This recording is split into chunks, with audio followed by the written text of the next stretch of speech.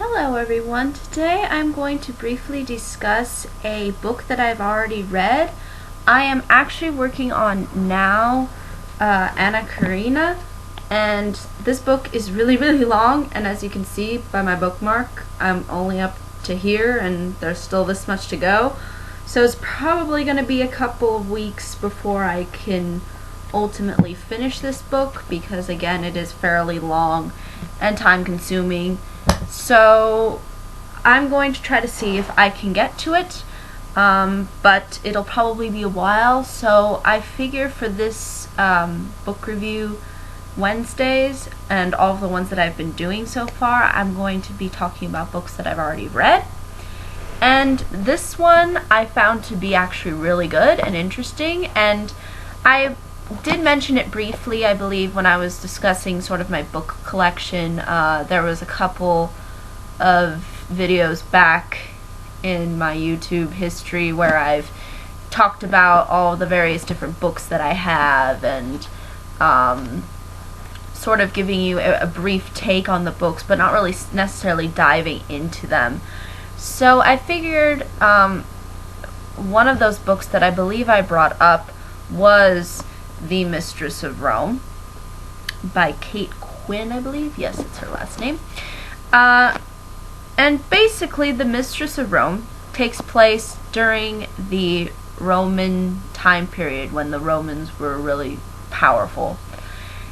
In particular, I believe it starts in 81 AD, so it is after Christ, technically, and the Romans still had a lot of power during this time period.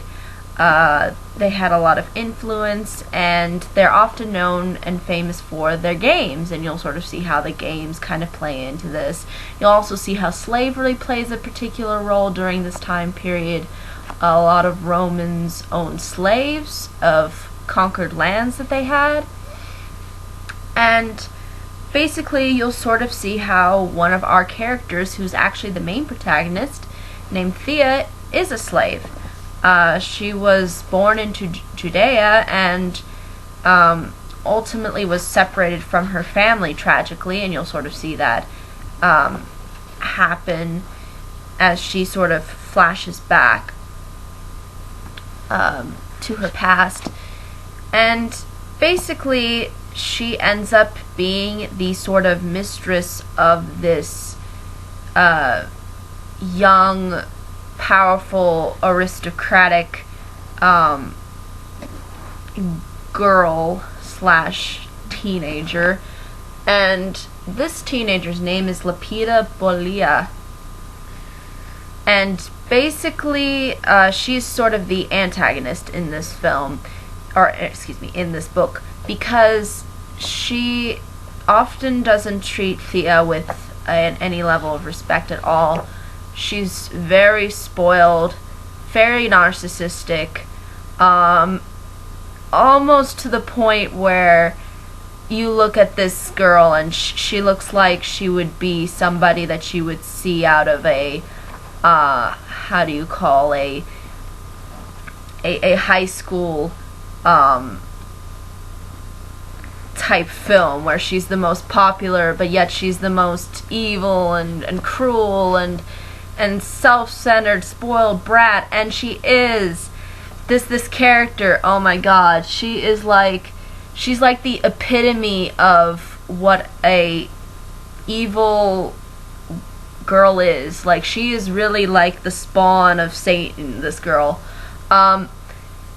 Even though those things sound relatively mild, you kind of see her develop into a even more deranged and kind of crazy, out of control snob. This girl is really this villain, this antagonist is like the epitome of anything you could possibly despise. Like, she is just, every time she's talking, you just want to, every time she was talking, I just wanted to punch the book. I was just like, I really despised this antagonist. This antagonist was, she was cruel, she was evil, and she didn't have to really necessarily like lift a finger or do really violence, but what she does is just so self-motivated and so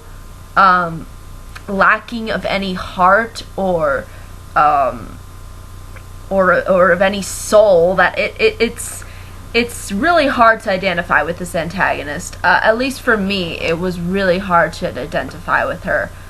I mean, I could see that she sort of grew up in this really aristocratic lifestyle, and that it would make sense that she would develop these kinds of qualities of being spoiled, self-centered, wanting everything to go her way. I can see that, but at the same time, it's so pushed. And the problem too is that we don't get really a sense of her past so much. We don't really see what leads her to become so evil. But at the same time, every time she was talking, I just wanted to be like, can we please go back to somebody that is more worthwhile, because it wasn't a villain that I could get myself into. Someone like the Joker, or someone like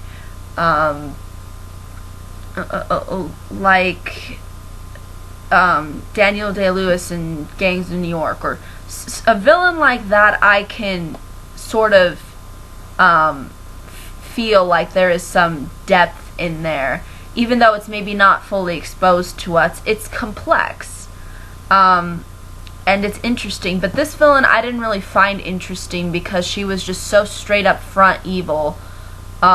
She wasn't really trying to comment on anything, because everything was literally just about her. It wasn't about anything else. So when you have this kind of villain who is so self-motivated, so self-driven, it really turns me off from even identifying with the villain. Like, you just want her to die. You just want her to die. Like, that's what I kept saying throughout this entire book. I just kept going, I really hope she dies. I really hope she dies. But, side note, I'm not going to reveal whether or not she does end up dying. But at the same time, you'll see when you read the book, like, all the things that she does, and all the kind of crazed out, evil cackling little witch she is. She's really not all that I think identifiable. She's not an interesting villain, I think. I think she is just an over-the-top villain for the sake of being over-the-top and being spoiled and self-centered and causing havoc everywhere she goes, because it always has to be about her. It can never be about anybody else.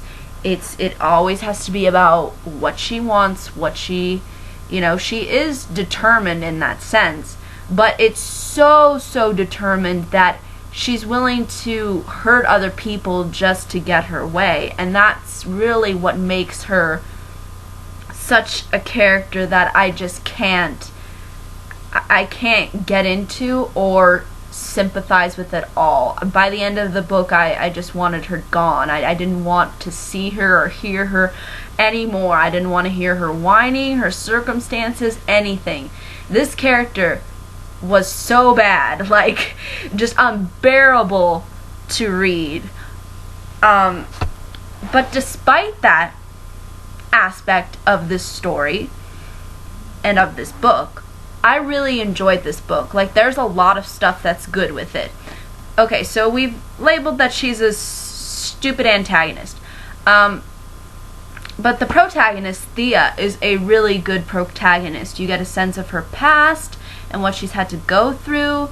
You really sympathize with her because she's really trying to make something of herself within this really complex world that she lives in, because again, she is a slave and she's not really treated as part of really Roman society. She is supposed to be like sort of inferior to everybody else, and you kind of see how she's really trying to be that person that reaches out for something more in her life. And you kind of see how she goes through these stages, and how she goes from one thing to the next, and how Lapita sort of sort of tries to ruin every chance that Thea can get to having sort of a normal life.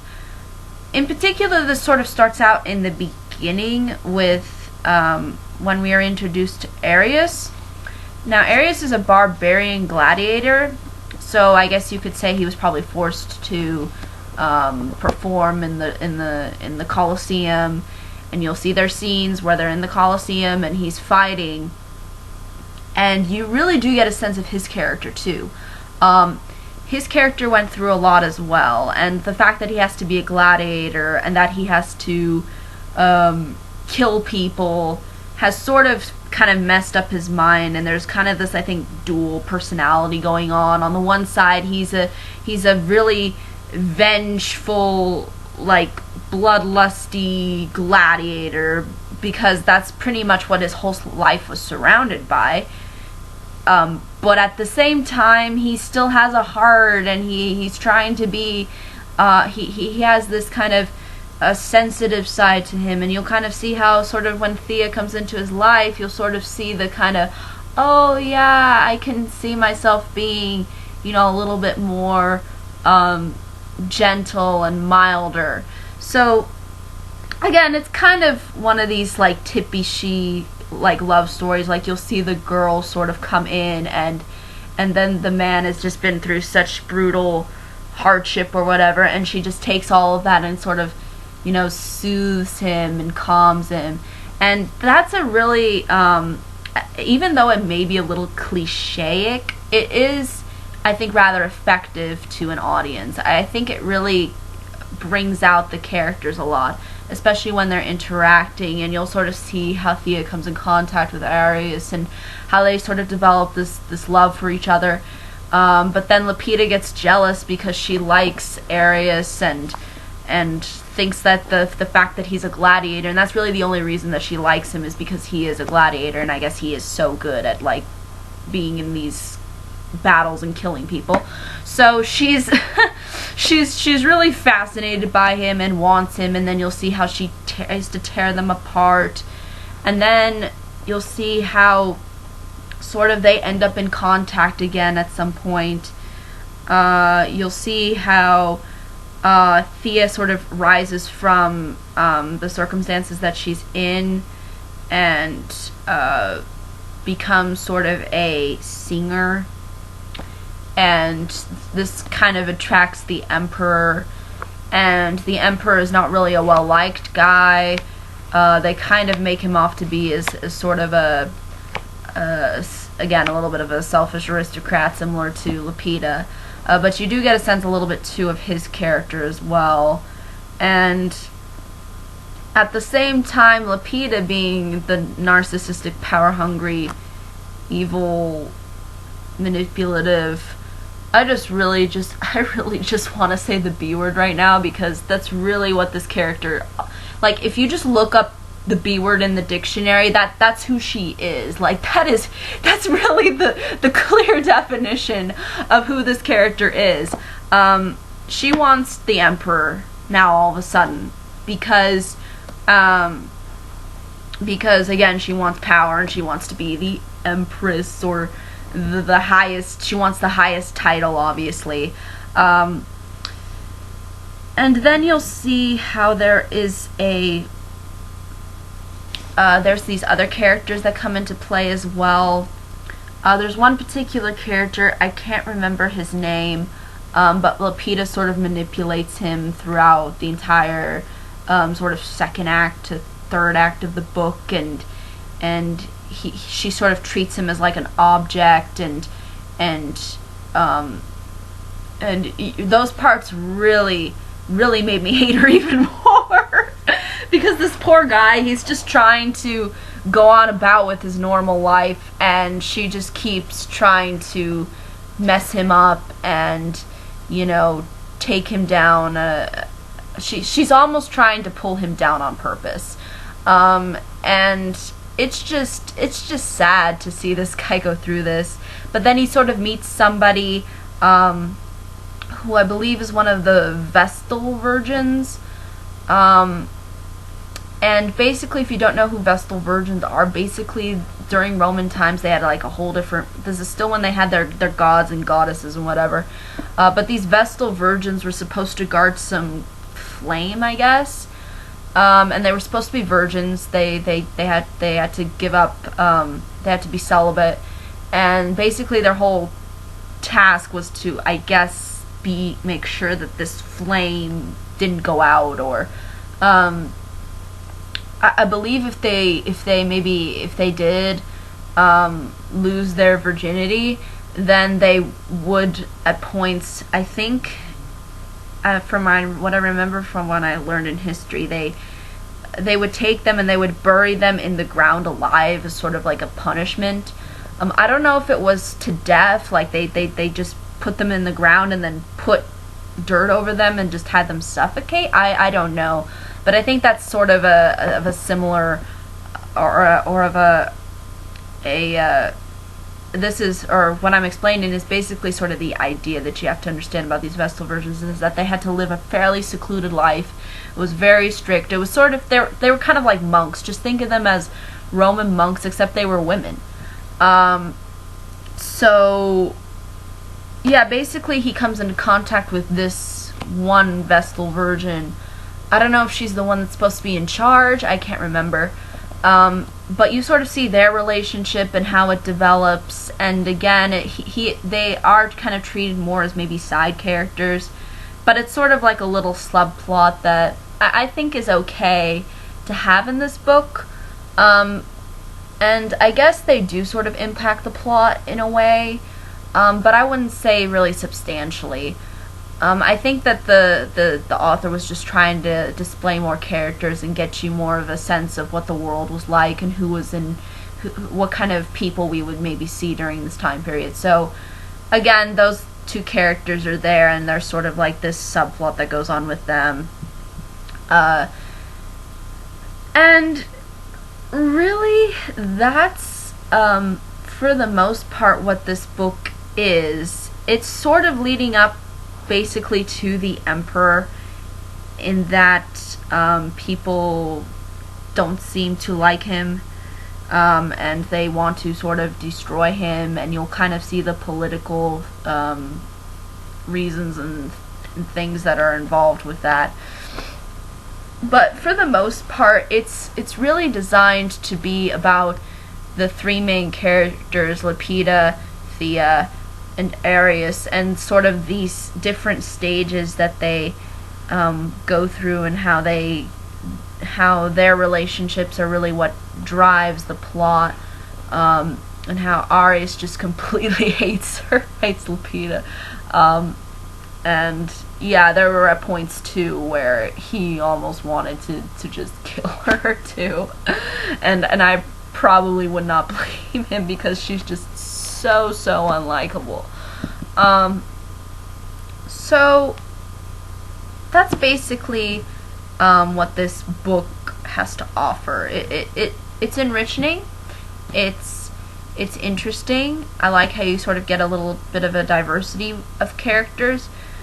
I guess the only issue that I have is, again, the antagonist is annoying.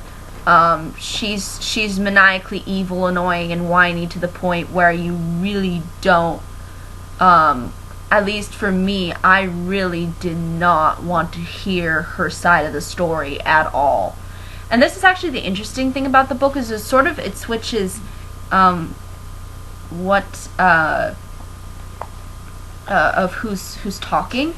At first you hear, at first I believe I believe at a point towards the beginning, it's narrated by Thea. There might be points where it's in third person, but the odd thing is that it switches who's talking. At one point it's Thea talking, but it tells you in the book who's talking. So it'll say Thea, blah blah blah blah blah blah blah, and then when it switches maybe to another chapter, you'll see Lepida on the front, and she's the one talking. And every time she was talking, it was to the point where I I just wanted to go back to Thea. I would rather hear about what she's going through rather than hear about Lapita complaining all the time and acting like this really spoiled, selfish, and power-hungry, she was just so frustrating, because just the way that she treated other people was just so cruel and sick that it was really hard for me to find anything identifiable or interesting that the antagonist was trying to say. It seemed like for the most part all she wanted was power. Mostly she wanted everything for herself. That's basically the entire point, and that she was power hungry. But at the same time, that's sort of what power hungriness is that you want everything for yourself. That's what makes these kinds of power hungry villains. And for me, she was just an antagonist that was just too extreme. And it didn't make me interested in her or wanting to hear her complaining and whining. She was really like a high school spoiled, selfish, narcissistic baby, and that whined all the time and complained when things didn't go her way and tried to be manipulating. And I mean, at times she wasn't dumb. This character is not like a dumb character, but at the same time she has these really these qualities that I really don't like. Self-centered I don't mind, but when it's to the point of where she takes it, it's really hard for me to really get a sense of what this character is like, or what this character is trying to say, or because really she wasn't really trying to say much. It wasn't like she was trying to accomplish something interesting. It's very cliche. We've seen this in villains over and over again, where it's just complete self-centered motivations and power-hungry motivations. That's really all her character has to offer. And the author, I guess, just decided to up it so high so somehow it would be entertaining to an audience. And to me, it wasn't entertaining, it was annoying. It was annoying, and it frustrated me so much. And it's sad because everything else in this book is actually really good. Like, I get into pretty much everything else that this book has to offer. But this antagonist is so... oh my gosh, she's just she's annoying. She's annoying, she's obnoxious, she wants everything for herself. She's just the definition of a female dog. I'm sorry, I don't know how any other way to put it to my audience, but she's the definition of a bitch. So if if you like bitches as your or witch, but instead of a W, a B, if you like those kinds of people as your antagonist, then you'll probably enjoy the heck out of her. But for me, she just acted like a very annoying, self-centered, rich, snobby, aristocratic girl who just didn't grow up. She acts at points fairly childish, but at times she's intelligent through the way she manipulates people, but she's childish through her self-centeredness and the fact that she doesn't consider the things that she does and how they affect other people. It seems like she doesn't have any sense of empathy or anything. So if you really don't like those kinds of characters, then this book like it did me, really bothered me at points, because again, she was the narrator at times. It was telling it through her point of view, and still had no sympathy whatsoever in whatever she was doing.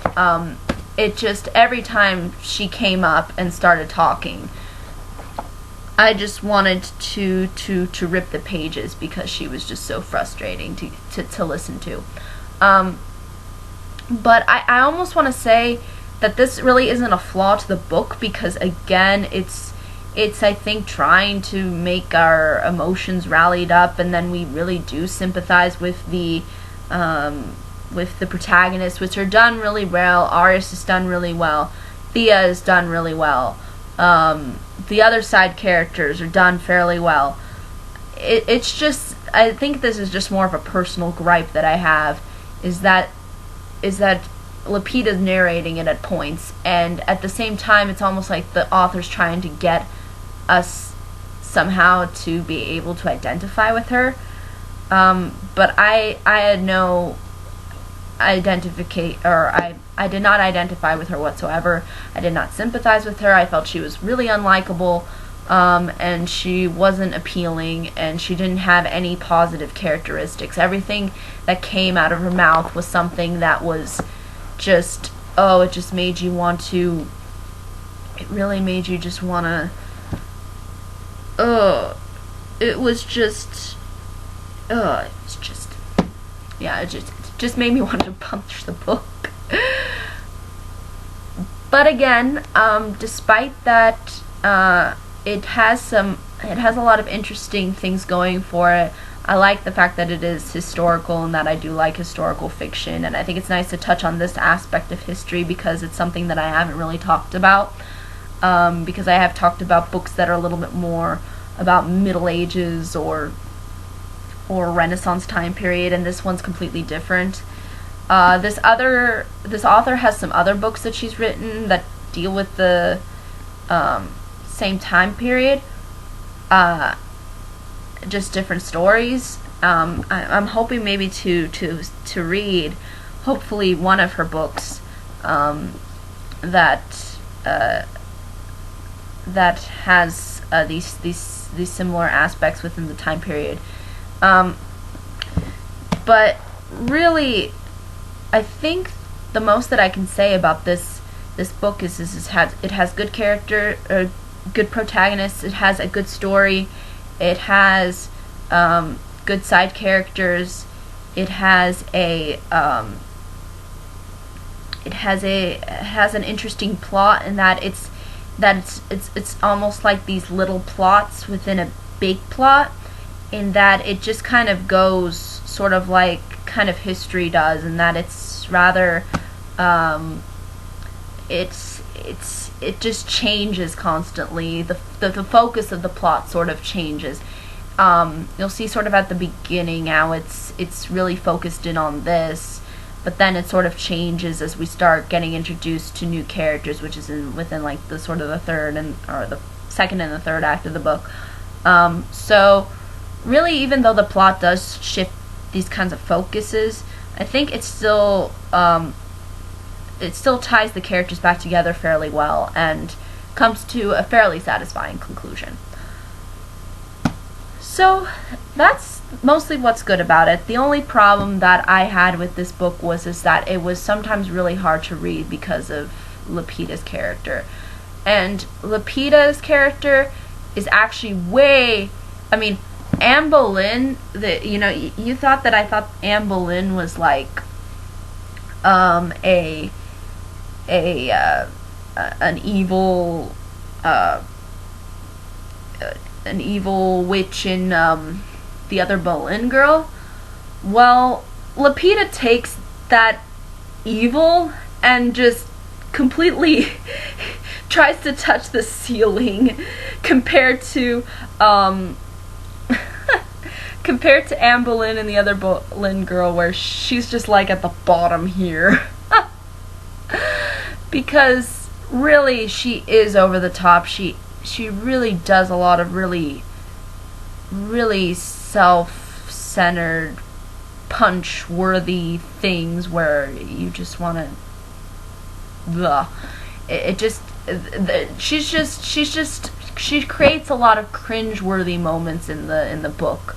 At least for me, she created every time she was on display. I just wanted to go, oh god, oh gosh, she is just so painful. Like, she is painful to watch, because what she does is so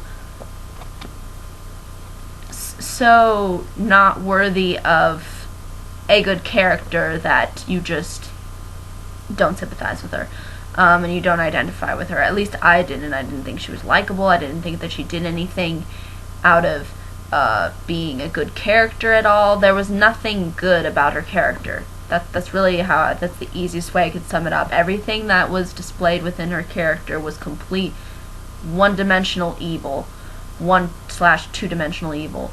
So, that might work for some people. For me, it's just kind of a mixed bag because it does give me an emotional response, and I think that's really what the author was intending. But at the same time, it's nothing interesting. So it really is frustrating.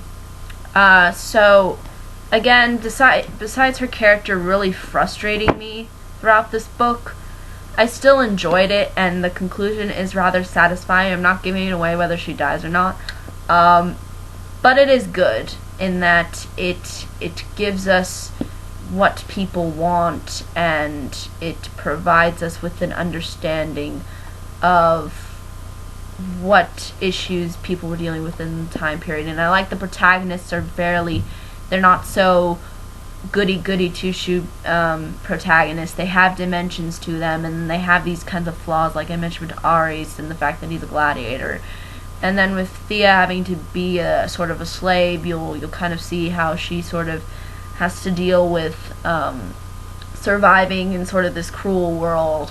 And yeah, I think that's really all I can say about this book. It really does a good job of some things. It's just Lapita just frustrated the living